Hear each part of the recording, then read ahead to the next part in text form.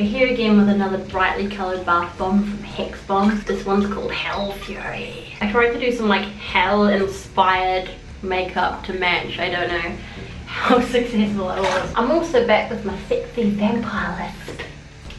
I really thought this bath bomb was actually like a dark orange, but really it looks even more blood coloured than the blood coloured one that we tried out last time. Either way, it's an amazing colour. This bomb is cherry scented. I can smell it, but the smell is very gentle. Like if I didn't know that it was cherry, I don't think I'd really be able to guess what it was. But the colour, man, this colour is fucking unbeatable. What? By the way, if anyone wants to know where I got my swimsuit from, I bought it recently off Amazon. I'll link it below for you. It's from the Gothicana by EMP brand, and just as a side note, next month I am totally modelling for them, like modelling, like on a catwalk. So excited. Like I bought the swimsuit and then like a week later I found out that I would be doing that. I'm like, fuck yeah! I'll be sharing more information about that soon, so if you live in the area you can come along and party with us. Yeah! God. Oh, my whole body hurts. It actually feels so good to sit in a bath. Yesterday I did like all the hardest ab exercises I could think of, plus a bunch of other stuff, and like I hurt everywhere. Oh, just a reminder of how utterly unfit I am. This colour is absolutely incredible.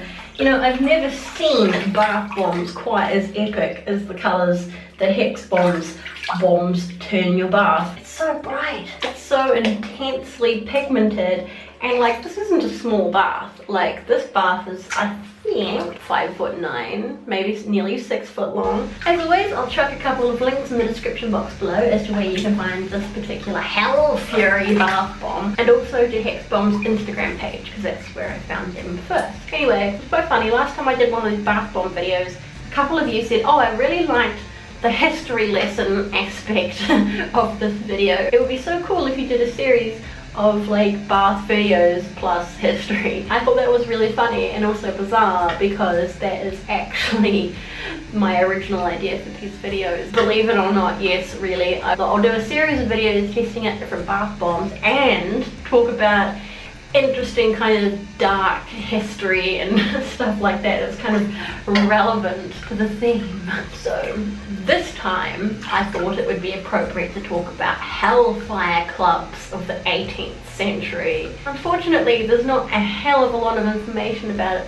See what I did there? Not a hell of it, yeah. Not a heck of a lot of information around about those, as the stories are mostly rumours. If you've never heard of hellfire clubs before, I will tell you about that now. So hellfire clubs were started in the 18th century, so in the 1700s, sort of individually by two different blokes, two men from high society. And these clubs are modelled after gentlemen's clubs, you know, where men can get together and have something to eat and something to drink and play games and chat or whatever. But hellfire clubs were specifically for men of very high society to get together and make fun of religion. Apparently at the time it was trendy to be a bit blasphemous. So of the two sort of branches of the hellfire clubs, it started in two different parts of England. One was men would go along and dress up as people from the Bible, and well, no one knows what they got up to basically. Just kind of anti-religious, silly buggery really. The other branch would wear robes to go to their meetings, which I guess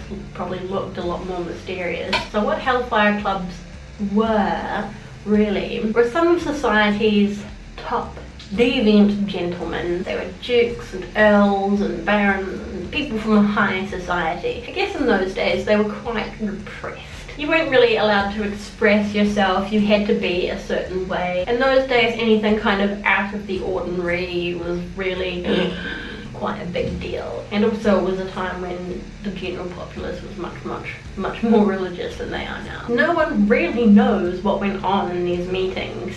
It was really mysterious and it was always a secret. But people being people and mysterious secret societies being what they are, rumours spread that they would get together and perform black magic and all kinds of dark rituals and sacrifices and experimenting with substances. And the stories are that Hellfire Clubs met to perform black magic and summon the devil and do all kinds of evil, nasty, mysterious stuff. Personally, I think it was more likely to be sexual deviancy, a lot of getting drunk and talking shit about people.